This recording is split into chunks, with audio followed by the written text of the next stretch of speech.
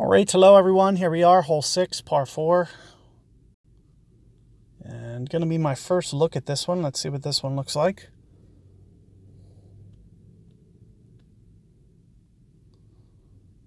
A little bit interesting wind. Kind of makes me wonder what I'm going to do here. I would imagine, spinning it up there and getting it kind of to the right of the bunker on the second fairway. It's kind of what I have in mind. And of course, you'll want to play wind effect. So you can see how the wind is right to left. So you might want to over curl a little bit more than you typically might. Ooh. So I don't know what happened with my opponent there. I'm not sure if he underplayed the rings. I don't know if because it looked like he had plenty of curl. So it was interesting to see that kind of happen like that. But as I mentioned, just make sure that you curl it just a little bit harder than you usually would. I'm going to go right about 6 rings, especially since I'm going to be going into power here. So a little bit of power, and of course, as I mentioned, with the curl. And perfect ball. Let's just see how this plays out. So far, so good. And there you can see that it just kind of scoots up here inside the bunker.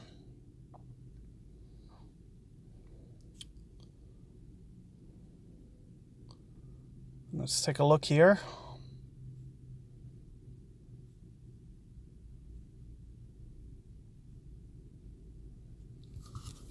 So it looks like in most situations, this bunker won't be out of play.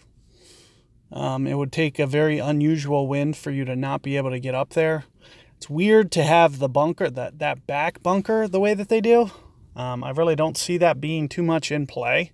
So it's kind of like, why even put it there? I'm trying to, try to figure out a reason that you would even wind up back there ever. So it's just kind of a weird thing to have.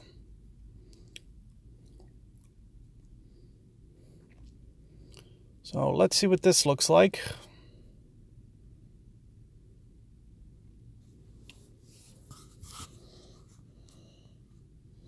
I see a nice little mound there towards the left of the hole. It might be, especially in a side wind like this, it might be advantageous for you to try to master the speed and kind of play the hill. The only thing that I'm missing is some ball guide to do so. But, I'm kind of right about mid-club or so. So I'm kind of thinking to just kind of play the hill and see if I can't get it to roll down. And we'll see, this will at least help me start to get a feel for, what it's going to take speed-wise to kind of get this. I went just a little bit more than 8 rings here. I did great ball it. Let's see if I can get it to not quite enough. So maybe with perfect ball, but there you can see it didn't climb the hill and actually scoot back down. It would have been nice for me to hit perfect or even great left to at least use the hill so I could figure out, from that first attempt, like what it's going to take, how high you need to get it up the hill for it to roll down, stuff like that. So it would have been really nice for me to not great ball that to the right. I would have been okay with a great ball to the left because it would just go more up the hill. But a little disappointing there. You do see that nice slope on the left.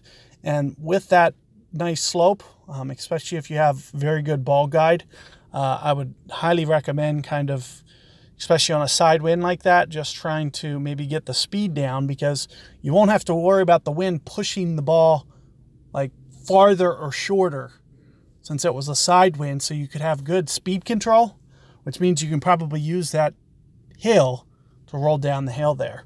But good luck with there, guys, and I'll see you guys on the shootout coming up.